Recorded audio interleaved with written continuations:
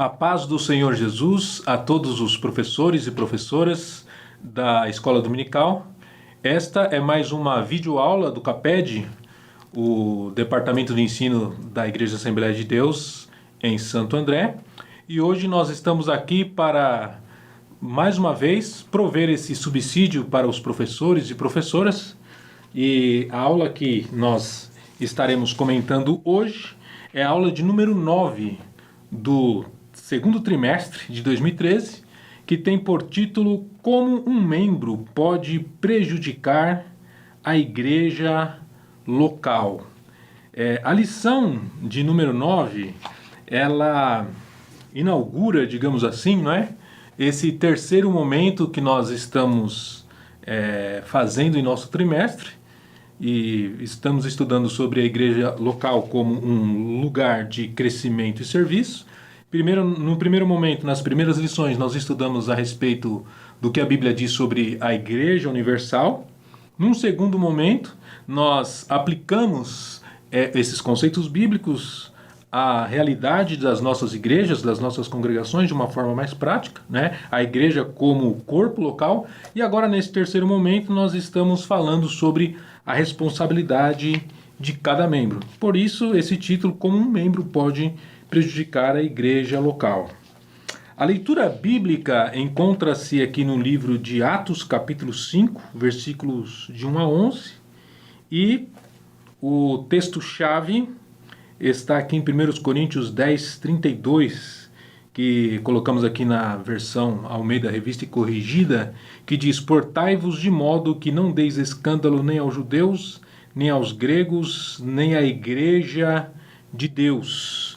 E para comentar esta lição aqui comigo, está aqui a pastora Nilda, né? A Rosenilda Pascoal de Deus. Eu sei o nome dela completo porque, não por coincidência, ela, além de ser minha irmã em Cristo, é minha irmã também de sangue, né? E sim, muito prazer estar aqui com a Nilda hoje, uma alegria muito grande. E eu estava pensando, vindo aí no caminho, como a gente brincava, né, de cultinho. Verdade. Né? Sempre lia lá. Onde que a gente lia mesmo? Mateus capítulo 7. Mateus capítulo, todo culto que a gente fazia em casa. Então a gente lia lá Mateus 7. Não julgueis para que não seja julgado. E depois a gente pregava em cima de Mateus 7. Né? E a Nilda é uma pessoa muito importante, minha irmã. Né? Não parece, mas ela é um pouquinho mais velha que eu, né? Parece que é muito mais. Não. E ela me ensinou a ler. Olha só, irmãos, que coisa, né? Depois eu estudei letras, me especializei nessa área, mas a minha jornada aí nas letras começou com a Nilda, que me ensinou a ler em casa. Então hoje é uma aula muito especial para mim também, uma videoaula, porque estou aqui acompanhado da Nilda, a minha irmã. E logo mais ela estará também dando aí fazendo as suas considerações. Temos aqui...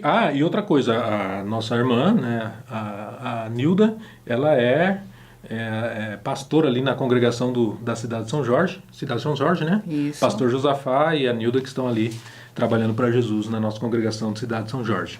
Muito bem, esse para refletir aqui, vou chamar a irmã Nilda de Nilda, né, porque a gente se conhece há muito tempo. Eu conheço ela há 47 anos, 46, quase 47.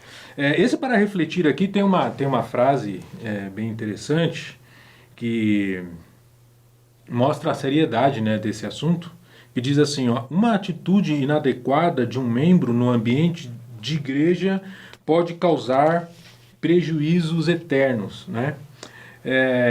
Dentro do assunto, do desenvolvimento do assunto de igreja local aqui nesse trimestre, essa lição tem um título até provocativo, né? Sim. Como um membro pode prejudicar a igreja local. Obviamente que ninguém precisa fazer um estudo, né? Como que eu posso prejudicar a igreja, né? Ninguém vai ficar pensando nisso, né?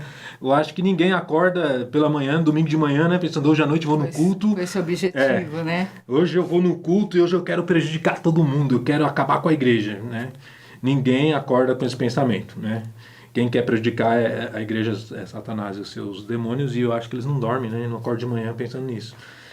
Mas então, por que esse título? Porque muitas vezes, mesmo sem perceber, né, nós temos atitudes que realmente prejudicam o ambiente da igreja local e, mais do que isso, fazem com que as pessoas que estão ali, porque o ambiente da igreja, que é composto por pessoas ali, né, os membros, visitantes, né, muitas vezes a nossa atitude ali, a gente não percebe, mas a gente está fazendo coisas que estão realmente prejudicando e trabalhando contra, se opondo, né, se opondo àquilo que Deus quer fazer, né? E para fazer como a gente está começando então, a partir da lição 9, falar sobre qual é o papel de cada membro na igreja, então nós pensamos em primeiro falar como a gente pode agir de uma forma nociva, né? Como um membro pode prejudicar a igreja local. E depois, domingo que vem, nós falaremos como um membro pode ser bênção na igreja local, né? Por dois motivos. Esse título para nos chamar essa reflexão, e o outro para a gente acabar com a parte melhor, né? Para ficar com aquele gostinho bom desses dois aspectos do comportamento de um membro dentro da igreja, né? E então a introdução ela vai falar a respeito desse momento que nós estamos estudando, e todos os exemplos, até essa é a frase aqui para finalizar a introdução, todos os exemplos bíblicos que veremos hoje servem como advertência para que não incorramos nos mesmos erros, né? Então, ao escrever aqui esse comentário, o que nós tivemos como objetivo foi pegar exemplos bíblicos, né, para ilustrar aquilo que a gente está falando. Por alguns motivos. Primeiro, porque como a lição mesmo é ensinamentos bíblicos, tudo que a gente vai escrever, a gente busca sempre essa fundamentação bíblica bem abundante, né? E outro motivo é porque a gente precisa entender que a Bíblia, ela sempre retrata a realidade de uma forma completa, né? Sim. Então, todos os heróis da Bíblia, a Bíblia retrata as suas virtudes e também retrata as suas falhas, né? E isso que é um exemplo para nós, né?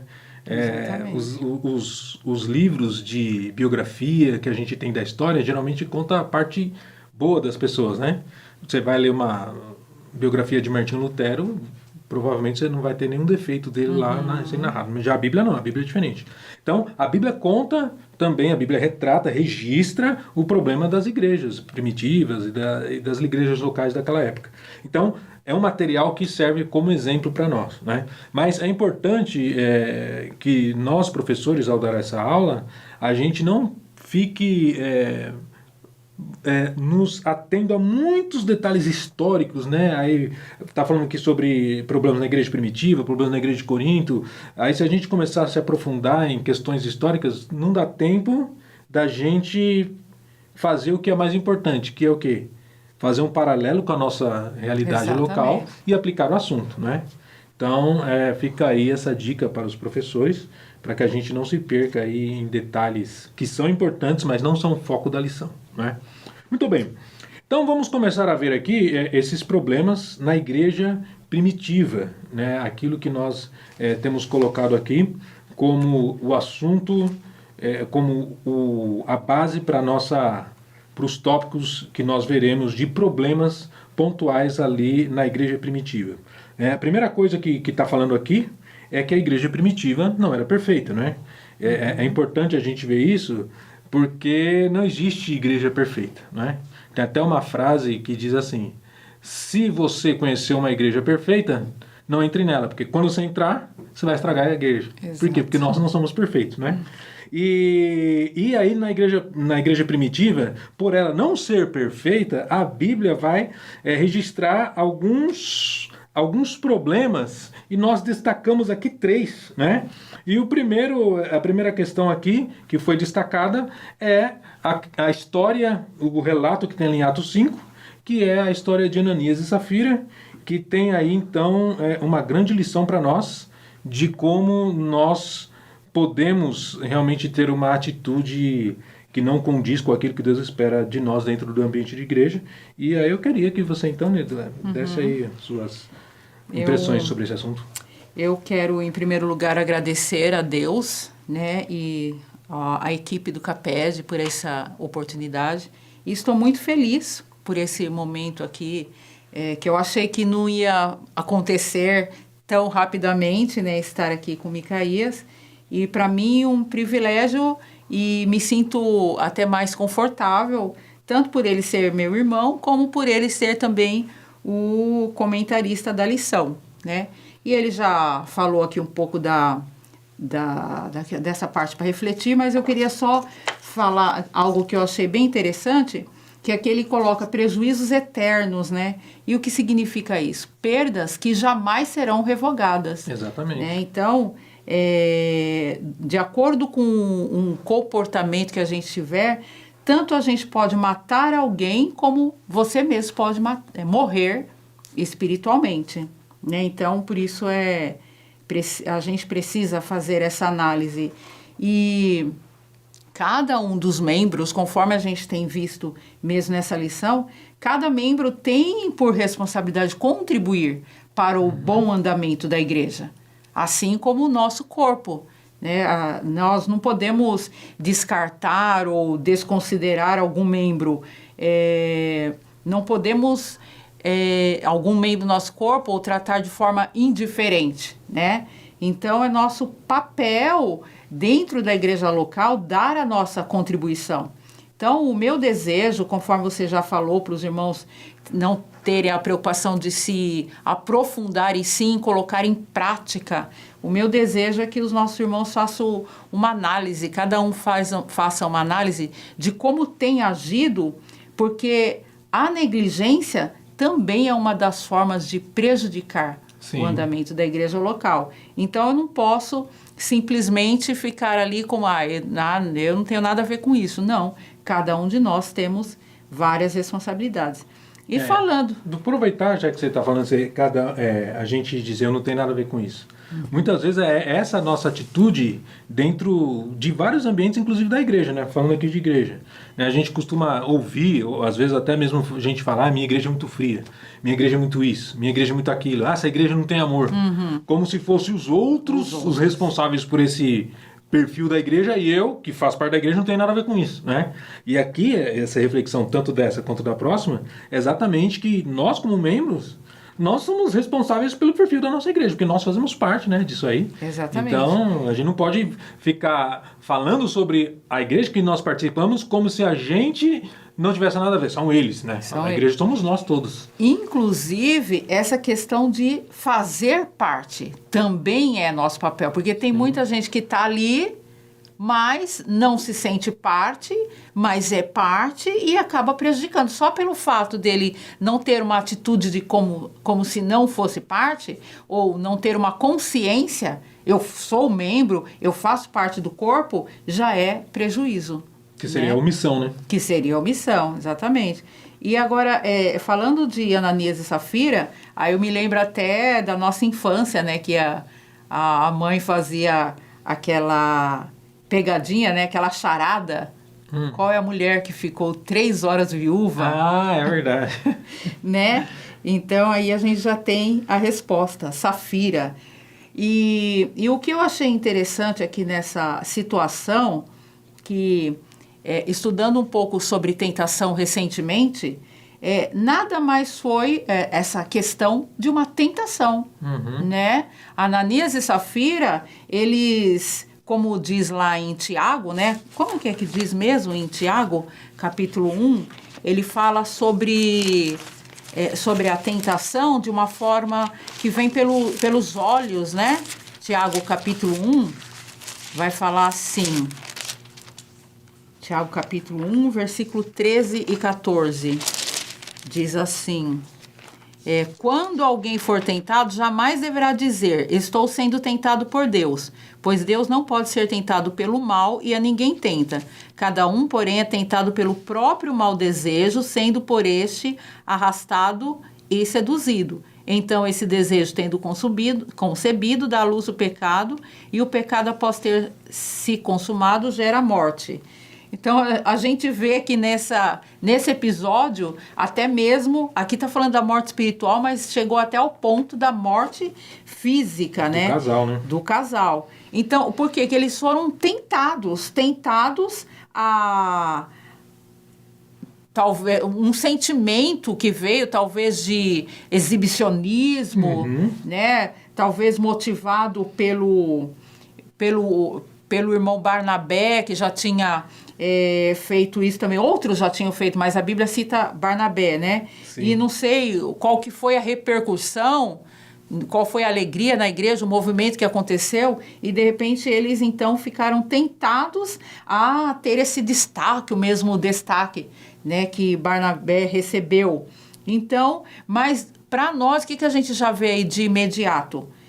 Nós seremos tentados, nós somos tentados a todo tempo. Agora a questão é, cabe a nós decidirmos se nós iremos ceder à tentação ou não. No caso de Ananias e Safira, eles cederam à tentação, né? De talvez tenha tido um sentimento de inveja também, mas a partir daí, aí foi concebido os outros pecados, como a mentira e a hipocrisia, né?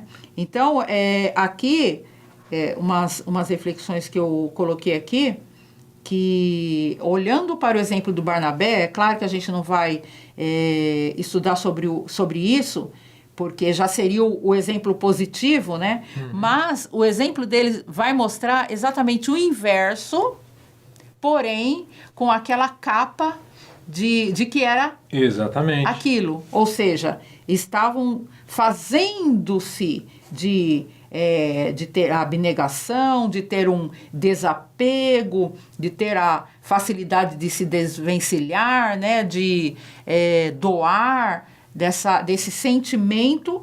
No entanto, eles estavam totalmente apegados mesmo, não havia desprendimento, não havia generosidade, só que eles estavam querendo demonstrar exatamente o que não era real.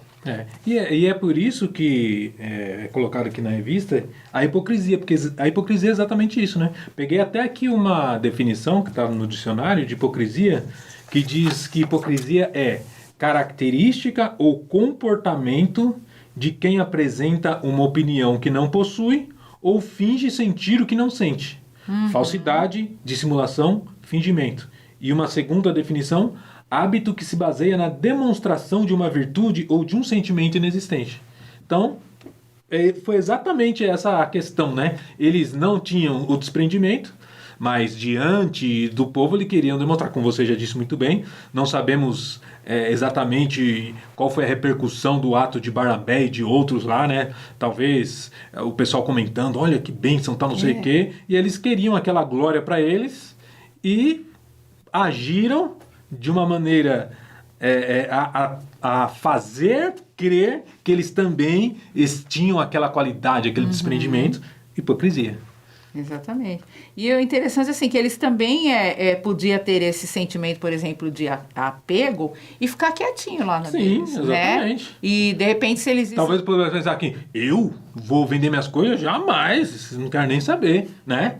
Não tinha problema nenhum. Exato. Ficar no cantinho deles lá. E se caso eles estivessem naquela condição que a Bíblia diz também do amor ao dinheiro, então o que eles iam fazer? Submeter-se a Deus, né? Amadurecer espiritualmente, alcançar a santificação, nesse processo de santificação e amadurecimento espiritual, mas eles foram pelo caminho do exibicionismo. Exatamente. Né?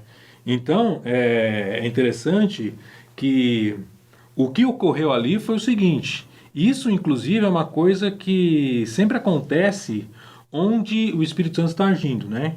Em qualquer ambiente de avivamento, de despertamento, né? Nas nossas igrejas pode acontecer de um derramamento do Espírito Santo. Então, onde existe um ambiente que o Espírito Santo está agindo, sempre haverá quem queira imitar a obra do Espírito, mas com motivações carnais, né? Movido pelas obras da carne. Seja inveja, seja o que for, né? Então, o que aconteceu ali é que o que o Espírito Santo estava fazendo estava chamando a atenção tanto da igreja quanto da comunidade, né?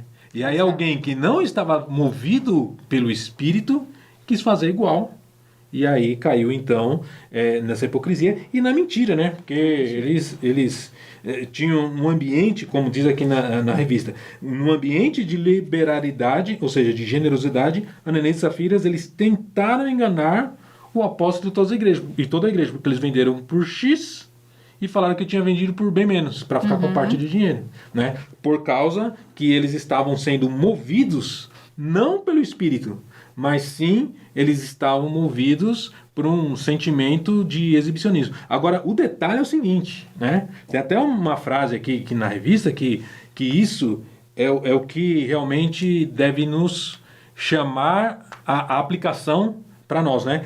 E diz assim, aqui na página 41, infelizmente, por não compreenderem que no reino de Deus não há lugar para falsas aparências, muitos mantêm uma vida pecaminosa com aparência de santidade dentro da igreja. Né? No reino de Deus não tem sentido nenhum. Não. O mundo vive em função das aparências, né? Agora, a igreja, que faz parte do reino de Deus, como nós já temos estudado esse trimestre, aparência por aparência não tem sentido, não funciona. Por quê? Porque o reino de Deus é o lugar onde Deus reina, onde Deus governa, onde a lei de Deus é que vale, é o parâmetro. E Deus conhece o coração. Conhece tudo. Né? O que adianta eu fingir para você se na verdade eu vou prestar contas a Deus? Né? Porque se a gente pensa, por exemplo, no ambiente de empresa, né? Eu vou fingir que eu sou isso, aquilo, outro, porque tem o meu superior, meu chefe, o dono da empresa, que eu estou interessado, né, nessa manipulação, nesse engano. Agora, dentro do reino de Deus, Deus é o parâmetro. Então, dentro do reino de Deus não tem nenhum sentido. Por isso que não compreender o reino de Deus é que faz com que alguém possa querer, na igreja, viver de aparência. Exato. Né? E, por fim, a frase aqui que vai encerrar esse tópico é uma coisa também para a gente pensar, que diz: a hipocrisia envenena o ambiente da igreja local e traz insegurança aos relacionamentos. E né? isso é muito importante, porque primeiro que Deus nos criou para nos relacionar com as pessoas, né? Exatamente. E dentro da igreja, esse relacionamento é pautado pela comunhão, Sim. que é algo que Jesus colocou como prioridade. Não tem como você fazer parte da igreja e não ter comunhão, não amar os seus irmãos. Agora, para ser desenvolvido esse ambiente de comunhão, não cabe jamais a hipocrisia. Porque nós, assim como nós temos essa necessidade de nos relacionar, qualquer ser humano, a gente também tem essa facilidade de nos afastar de quem a gente percebe que é mentiroso, que é falso, que está agindo com engano. Exatamente. Então, isso dentro da igreja local é totalmente nocível e é totalmente contrário ao objetivo de Deus para nós, que é vivermos em comunhão, vivermos em sinceridade, né, e dar o apoio que o outro irmão precisa. Né? Como que a gente vai construir essa base que vai dar para a construção, até o amadurecimento espiritual, né? Através do outro, se não for baseado na confiança. Na transparência. Na transparência. Exatamente. Então, tudo isso é estar cooperando para a destruição. Isso. E não para a construção. Então, eu até sugiro aos professores que a cada um desses tópicos que vai tratar de um dos problemas aqui apresentados dentro das igrejas locais no livro de Atos dos Apóstolos, depois em 1 Coríntios, a gente fazer a seguinte reflexão: o que eu devo fazer qual a minha motivação? O que eu devo refletir? A reflexão que eu devo fazer qual é a minha motivação? O que me leva a fazer o que eu faço? Né? Porque o problema ali foi a motivação de Ananias e Safira. O que eles estavam querendo? Eles estavam querendo simplesmente a aparência. Né? E isso aconteceu na igreja primitiva, e é uma coisa muito comum de acontecer na igreja, no ambiente religioso, porque a gente até costuma dizer a respeito de religiosidade, né? Então, como você acabou de dizer, o que é que Deus quer? Um relacionamento, tanto com Ele quanto com os irmãos. Agora, dentro do ambiente de igreja, que tem várias pessoas, por exemplo, eu faço parte de uma igreja, aí tem um irmão que tem um dom de pregar, que eu acho bonito. o outro ora, tem da intercessão, o outro tem o dom de profecia e tal. Aí eu vejo, né, e penso assim, puxa vida, eu não sei fazer nada, eu não tenho esse dom, então eu vou imitar, porque eu quero me sentir no mesmo status, seja espiritual, seja ministerial dos outros, né? Então, o que eu vou fazer? Eu vou investir na aparência. E aí, essa atitude de aparência é a atitude da religiosidade. Né? Exato. E Deus, ele trabalha com relacionamento, né? Então, o nosso ambiente de igreja é muito fácil a gente cair na religiosidade. E o que aconteceu aqui, a atitude de Ananias e Safira seria essa, né? Vamos ficar lá, como todo mundo achando que a gente é o tal, mas a gente não é, né? Então, a gente tem que evitar a religiosidade. Como? Investindo no relacionamento com Deus e com os irmãos. Então, qual a reflexão que eu devo fazer? Qual é a minha motivação? Dentro da igreja, então, cada aluno, né, desafiado por seu professor, a partir dessa atitude de Ananias e Safira de mentira e hipocrisia, motivados pelo motivo de parecer o que eles não eram. A reflexão é, qual é a minha motivação aqui na igreja? Eu prego por quê? Porque eu quero que as pessoas achem que eu prego bonito, né? Até mesmo, estava pensando sobre isso, até mesmo quantas vezes, né, a gente tem esse costume, talvez até de falar, né, com os nossos filhos. Menino, faz isso, aquilo, outro, senão o que vão pensar de mim? Né? A gente nem reflete que a gente está querendo que os nossos filhos sejam isso ou aquilo outro, porque a gente está preocupado com a opinião dos outros a nosso respeito, né? Qual que é a minha motivação para educar meus filhos?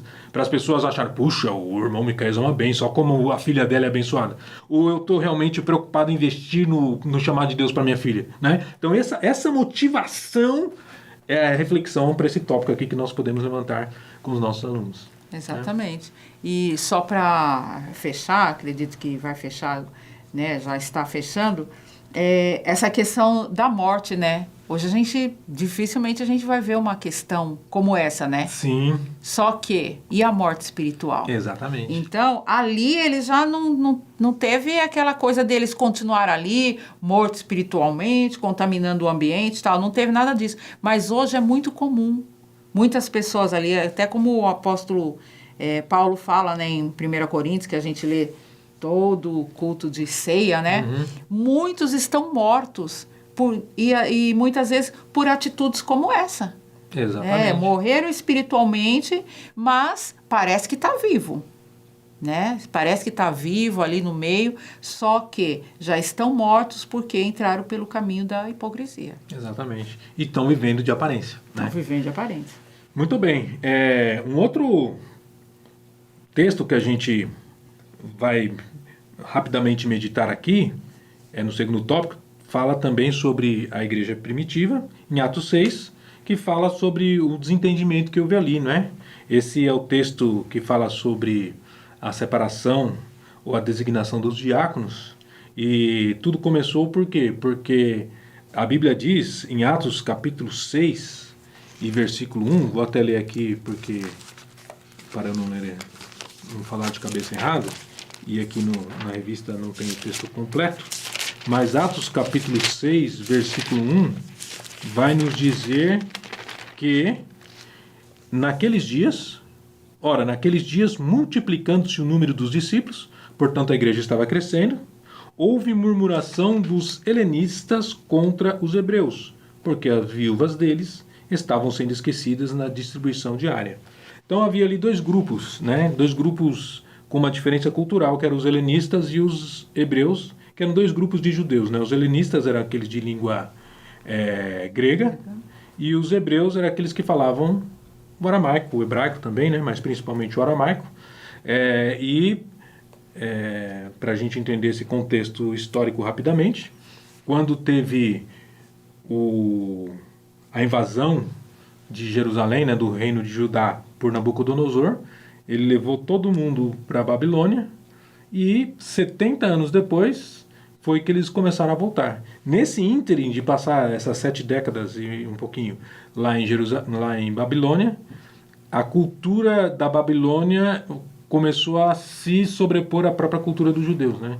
E aí muitos voltaram para Judá, mas falando aramaico. E outros ficaram distribuídos por todo o império babilônico, Medo-Persa, Assírio, etc. e tal. Na época de Jesus já era Império Romano.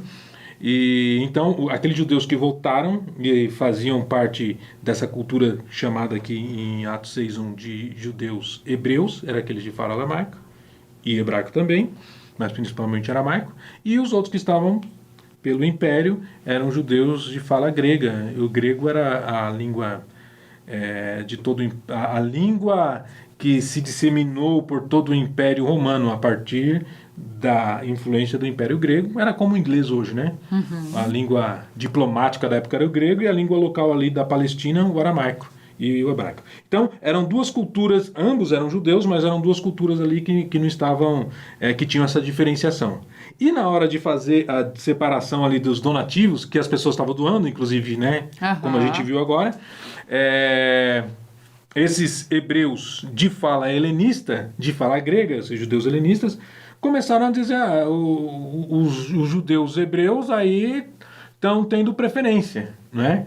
E aí teve um certo conflito ali que foi resolvido com a instituição dos diáconos. Mas qual que é o nosso ponto aqui?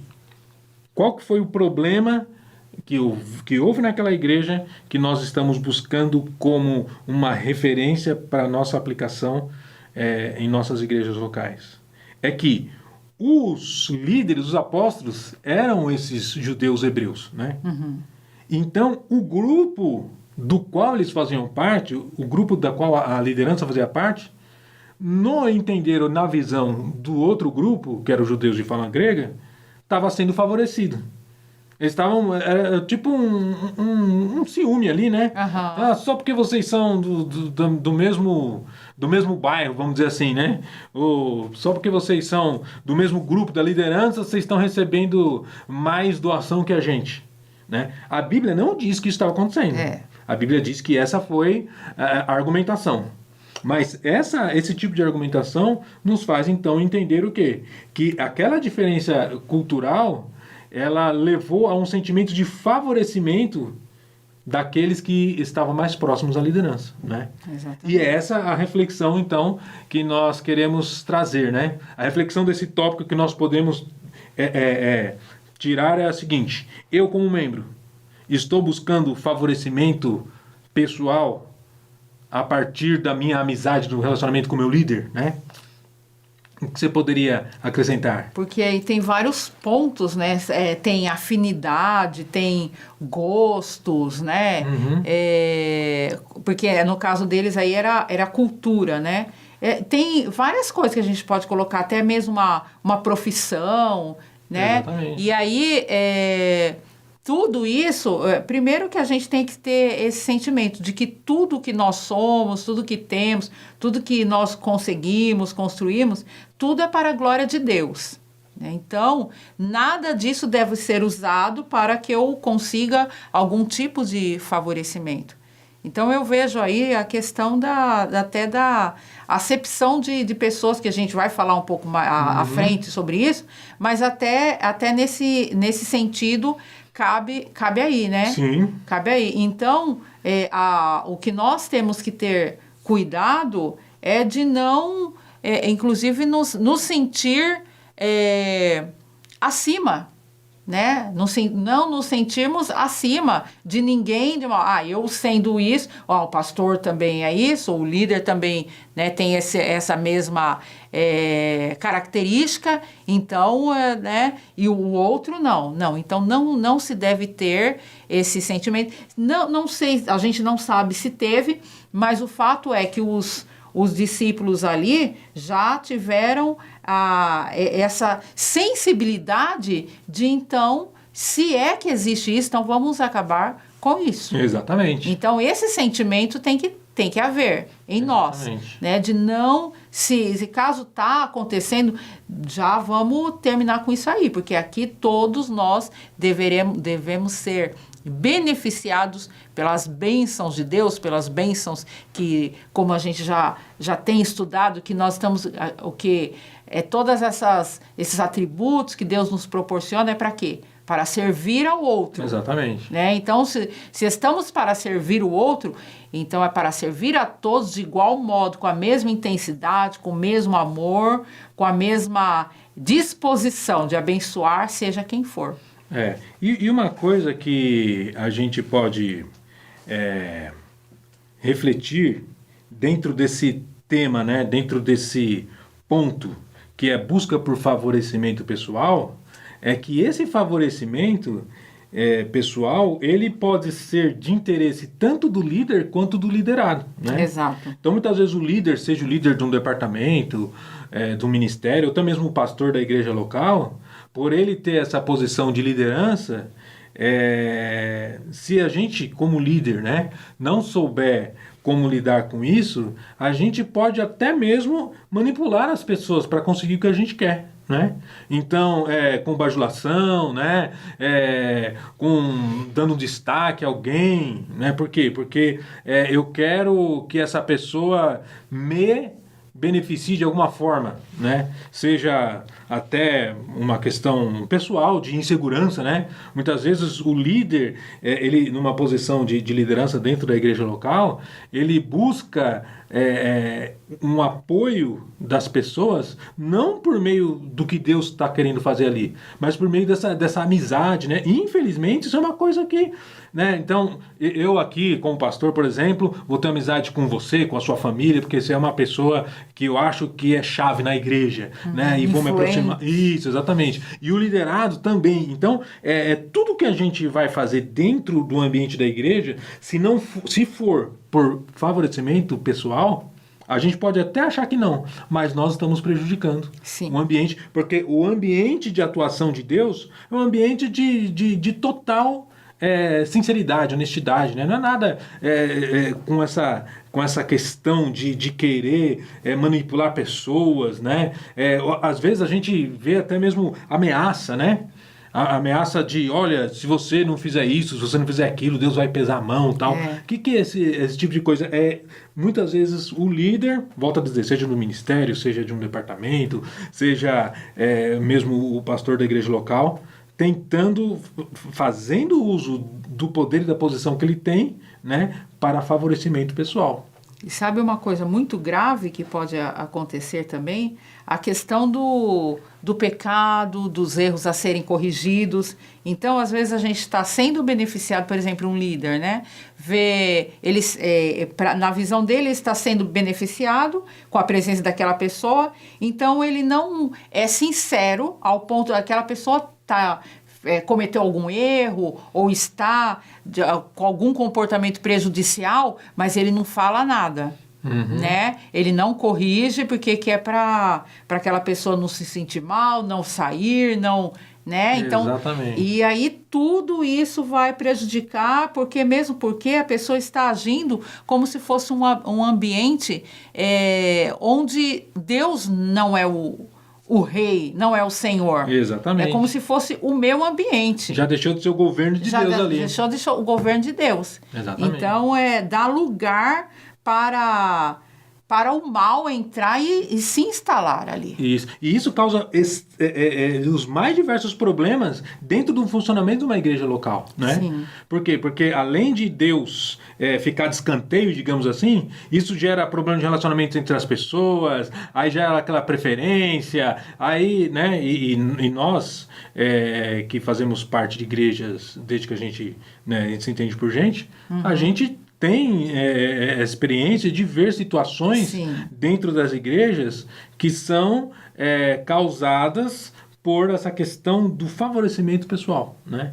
Para proteger um ou para prejudicar outro, né? Então, isso é um problema sério que a Bíblia retrata e essa é uma forma que a igreja local é prejudicada.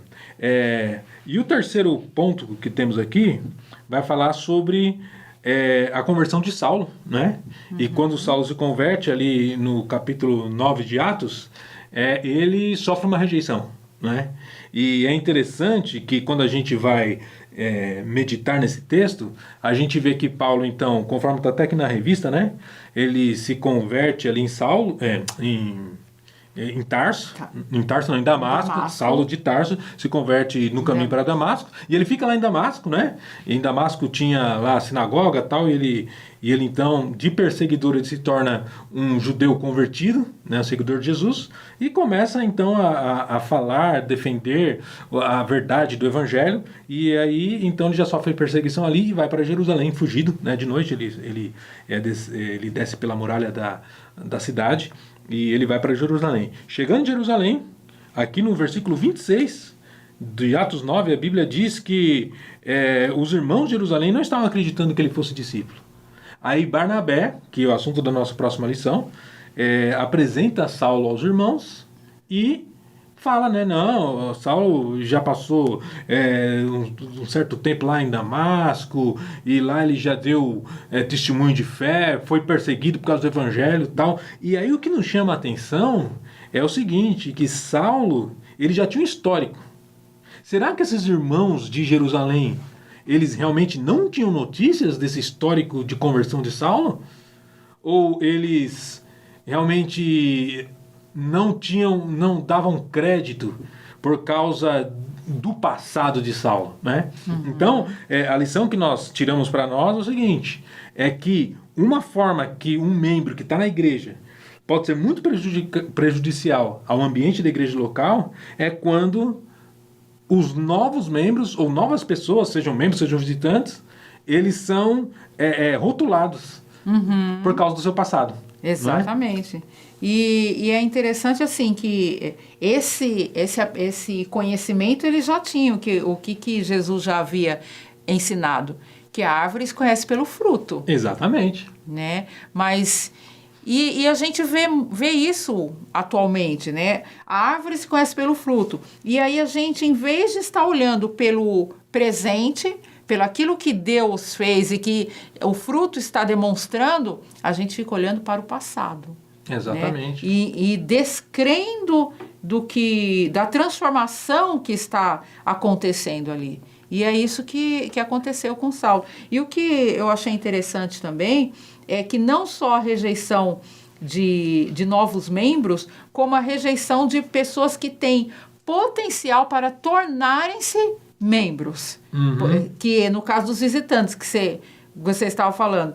Que aí, muitas vezes, a gente rejeita essas pessoas de formas diversas. Até mesmo, eu estava refletindo e estudando até um pouco naquele livro Uma Vida com Propósito, e Uma Igreja com Propósito também, até mesmo uma recepção feita de uma forma medíocre, pobre, fria, uma recepção fria, a pessoa tinha o potencial para se tornar um membro, um cristão ali, um irmão nosso, e não se torna por causa da forma que a gente o trata, com frieza, com rejeição. E muitas vezes pelo fato de quem ele é naquele Exatamente. momento. E uma coisa que é a aplicação, né?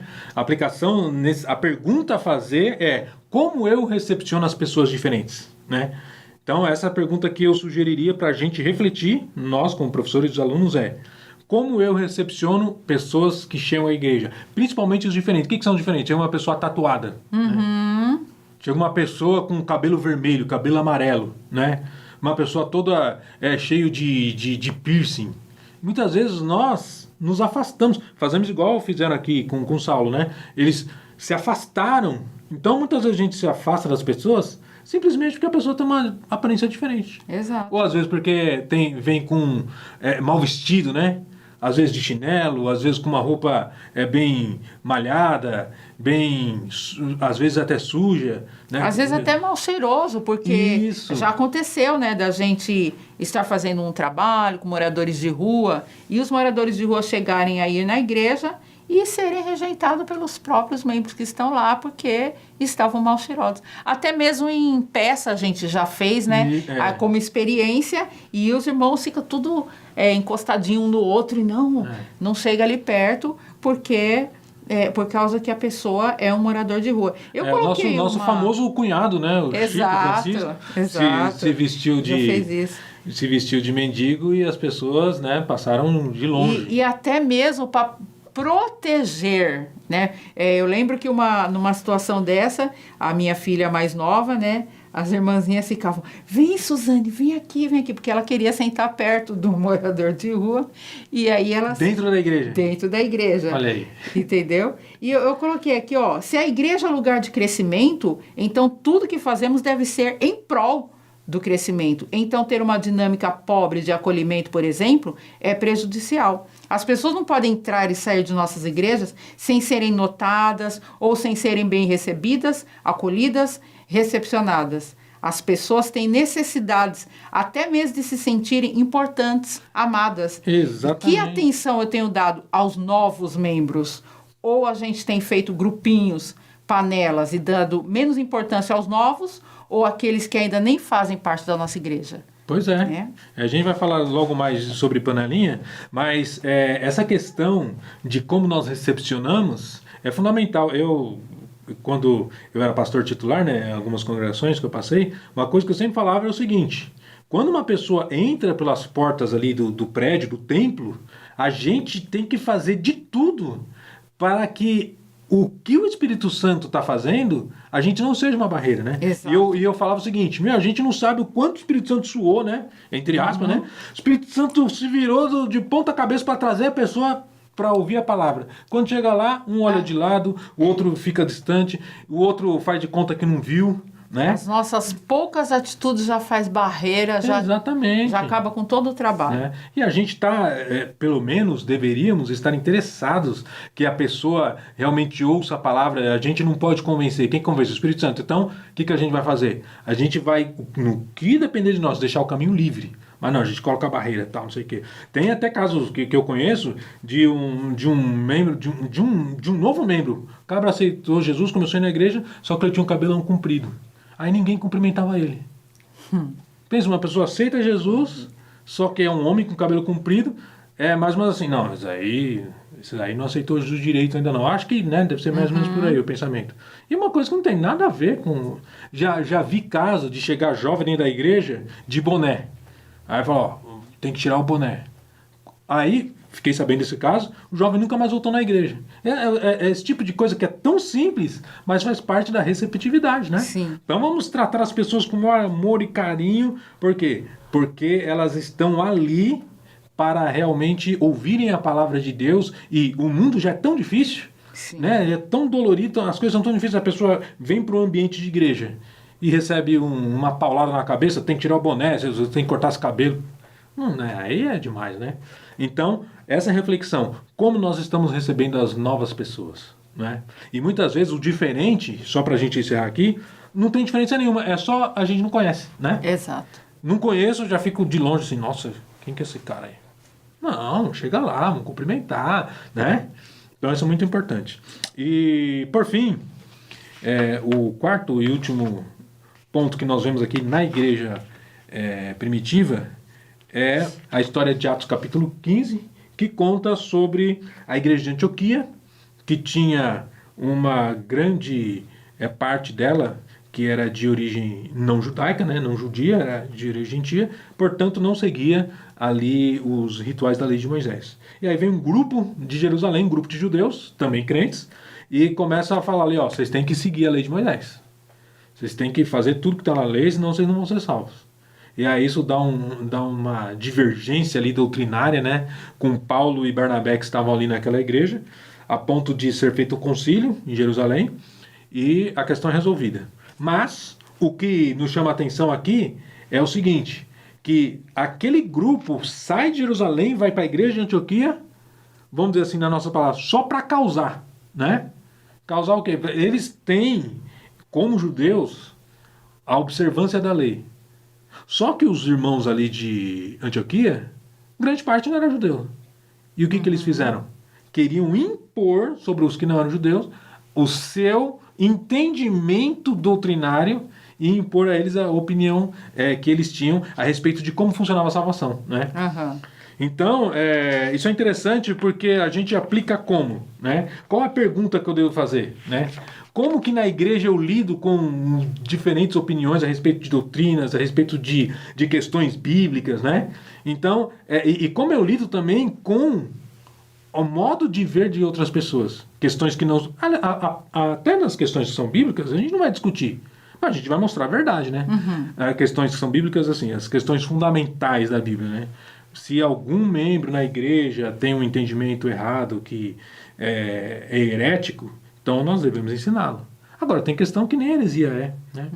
A pessoa tem um entendimento diferente. E às vezes é até um pouco de esclarecimento mesmo. Semana passada mesmo aconteceu algo assim sobre essa questão.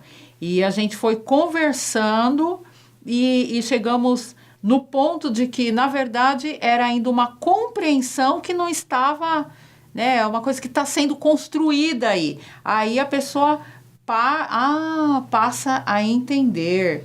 Agora, essa questão aí da divergência é muito real. A gente conviveu muito, né, com essas questões. E até hoje, a questão, por exemplo, de cristãos mais antigos que querem impor regras, costumes, né? A novos membros, como se a obediência até tais regras humanas significasse transformação de vida, né? Então, faz aquela ideia de que precisa mudar o externo, porque o externo está demonstrando que a pessoa mudou de vida, é transformada.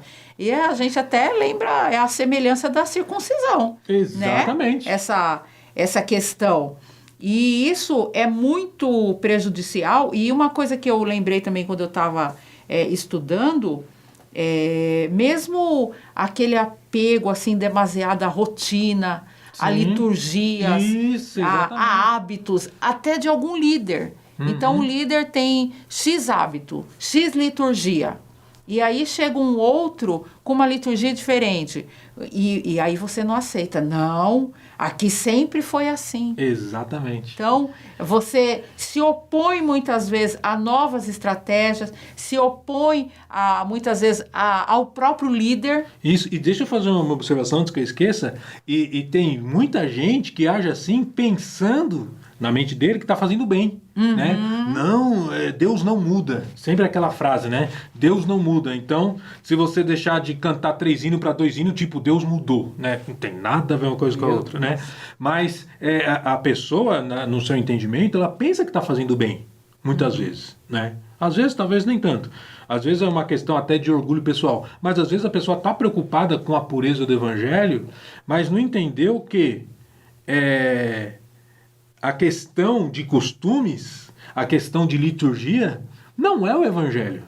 O Evangelho de Jesus é um núcleo que cada cultura, cada país, cada lugar tem suas variações, né? Então, como um membro pode prejudicar a igreja local? Quando eu tento impor a minha visão de como as coisas têm que ser. Isso é muito importante, né? Já passei por situações, né, de igreja, né, quando eu estava como pastor titular, de mudar, por algum motivo, por algum tempo, a liturgia do culto, que estava fazendo campanha disso, campanha daquilo, tem ele falar, não, se não for para cantar no culto, eu nem vou. Né? Porque a pessoa acha que aquilo que ela pensa tem que ser realizado na igreja, né? Como se fosse o dono ali da igreja. Isso não pode mudar, porque, né, como você disse, eu aprendi assim, sempre foi assim. E, na verdade, esse é um problema muito sério nas igrejas. Muito, né? sério. Principalmente na nossa igreja, por exemplo, que já é quase centenária, né? Sim, muito sério, porque se você for na base, você vai ver que a pessoa não entendeu nada. Sim. Já começou por aí. Exatamente. Que ela não entendeu que ela está ali para servir, né? Que ela está ali, como a gente estudou nas outras lições, que só o fato dela ser ministro, por exemplo, ela é como o servo dos servos, né? É mini, tá ali, é o menor. Então, ela não entendeu nada. Então, já teria que começar do início, tudo para desconstruir essa visão de que você sabe e tem que ser daquele jeito e aquilo não muda nunca, né? E você se apega àquilo, o próprio apego, ele sai fora do equilíbrio. Exatamente. Né? Perde-se o equilíbrio, perde-se o senso, a noção, né? E uma coisa que a gente tem que entender também, que como você bem disse, a gente poderia até fazer um paralelo com aquilo que aqueles judeus entendiam a respeito da circuncisão. A circuncisão foi algo que Deus mandou fazer. Só que não era mais para aquele tempo, porque havia uma nova aliança que estava em vigor agora, né? E da mesma forma, tem coisas que Deus mandou fazer há um tempo atrás, em termos de estratégia, não estou falando em termos de doutrinas, que Exato. que era eficaz, mas hoje não é mais. Exato. Né? Eu lembro quando eu era criança, eu ia nos cultos ao ar livre, né, com a banda na rua, e todo mundo saía na janela para ver, e era um evento. Hoje, a mesma bandinha daquele tempo, hoje vai ter que ser uma orquestra para chamar atenção, né? Mas a bandinha que naquela época funcionava, hoje não funciona mais. Porque as pessoas não vão nem querer saber aqui. Pelo contrário, vai ser um mico, né? Aquele formato. Aquele formato. Agora tem gente que acha que não. Se há 60 anos era daquele jeito, hoje tem que ser quando Deus, para cada tempo, tem uma estratégia. Né? Então, isso prejudica a igreja local e atrasa o avanço. Por quê? Porque Deus, ele está a cada dia trazendo estratégia nova. Exatamente. Né? Deus não muda, mas a estratégia de Deus muda. Né? Eu costumo dizer o seguinte: quando Deus abriu o Mar Vermelho, ele falou para Josué, para Moisés, toca com um cajado na água. E o mar abriu. Para Moisés ele falou: os sacerdotes vão entrar e vão colocar o pé na água. Talvez se eu tivesse lá, eu falar: não, eu aprendi que o líder tem que tocar com o cajado. Meu Deus, abre o mar com o cajado. Mas Deus mandou fazer diferente, né? Exato. Então é isso que a gente precisa entender. A Bíblia dá vários exemplos. O próprio Jesus, quantos milagres ele fez de formas diferenciadas. Exatamente. Na verdade, Deus é muito criativo. Isso. Né? E aí a gente tem que entender isso e tem que ter isso como referência. Isso. Né? E quando a gente se fecha nas nossas ideias, nós não estamos ajudando, nós estamos atrapalhando. Bom, o segundo e último tópico, porque o nosso papo aqui tá bom, mas vamos para esse segundo tópico com menos tempo aqui que nós temos para encerrar esse comentário. Veremos aqui, então, dois problemas que a Bíblia retrata na igreja de Corinto. Na primeira epístola de Corinto, o primeiro capítulo já abre com Paulo falando a respeito de um problema, né, que é descrito aqui no versículo 12. E Paulo diz assim, que Chloe, né, era uma irmã que falou, o pessoal ali da casa dela falou que estava acontecendo o seguinte problema ali na igreja de Corinto. Tinha grupinhos, panelinhas. E um dizia, eu sou de Paulo. Outro falava, eu de Apolo. Outro falava, eu de Cefas. Outro falava, eu sou de Cristo. Então, pelo menos 4 grupos ali, né? De Paulo, de Apolo, de Pedro. Cefas é uma palavra, inclusive, em aramaico, como a gente já falado agora de aramaico, né? E de Cristo. Muito bem. Então, o que isso mostra para nós? Qual que era o problema que estava acontecendo ali? Eles estavam se apegando a determinados líderes e criando ali um fã-clube, digamos assim, em torno de líderes, né? E essa é uma realidade que a gente vê hoje também, não é verdade? Sim. E quando eu estudei isso aqui, eu lembrei inclusive da nossa lição 5, que falava sobre ser delegada autoridade. E qual que era um dos objetivos que estava lá? De que ela abençoe. Né? Então, você coloca aqui em algum ponto sobre apego, que traz até, às vezes, desenvolve uma dependência emocional. Sim. Então, o líder, ele está ali para abençoar e não para manipular ou para fazer com que aquela pessoa fique dependente emocionalmente. Em torno dele ali, né? Em torno dele. Então, a gente... E a Bíblia fala sobre honrar, né? E o que é esse honrar? Esse honrar é reconhecer que foi delegado por Deus a ele a autoridade. E qual que é o papel de cada membro? O papel de cada membro é trabalhar em unidade, em comunhão com toda a comunidade, sem que haja nenhum tipo de preferência nociva. Sim. Né? É normal que a gente tenha mais afinidade com determinadas pessoas, mas não é correto que em torno dessas afinidades a gente se feche em grupos, comprometendo todo o bom andamento do corpo. Exatamente. E o que aconteceu ali é que eles estavam tirando o foco do propósito de Deus para se aglutinar ali em torno de liderança, né? Então, essas preferências humanas, como você disse, elas não podem se sobrepor ao propósito de Deus para a igreja. E o que muitas vezes a gente vê, né, esse é o ponto, né? Qual que é a reflexão que a gente deve fazer? Como que eu me relaciono com os diferentes líderes, né? Então, a nossa reflexão em relação ao que nós estamos estudando aqui desse problema é que muitas vezes o líder ele se torna um ponto de divisão dentro da igreja, né? Então, e muitas vezes pode ser o líder da igreja local, que é o pastor, ou muitas vezes pode ser um líder de ministério, né? Então, Exato. Muitas vezes a gente deve evitar isso aí, por isso que nós estamos estudando sobre esse assunto. Na igreja lá, o departamento, o ministério de jovens e de adolescentes, e de mulheres, de homens, de irmãos, e aí um professor de escola dominical, outro um presbítero e tal, e aí um fala, não, esse aqui é o meu espaço. Né? E aí começa a ter conflito de agenda, conflito de espaço e tal. Ou seja, na igreja existe uma divisão ali de departamentos, de ministérios, para que a igreja funcione melhor. E não para que haja disputa de poder, de espaço, de preferência, de culto, de espaço dentro do culto. Por quê? Porque a igreja, o ambiente de igreja local... deve ser um lugar, não, igreja local deve ser um lugar onde nós somos capacitados para fazer a obra de Deus de forma a impactar a sociedade. Muitas vezes, o que acontece, essa questão de líderes aglutinarem em torno de si pessoas, se torna um espaço de disputa de poder, né?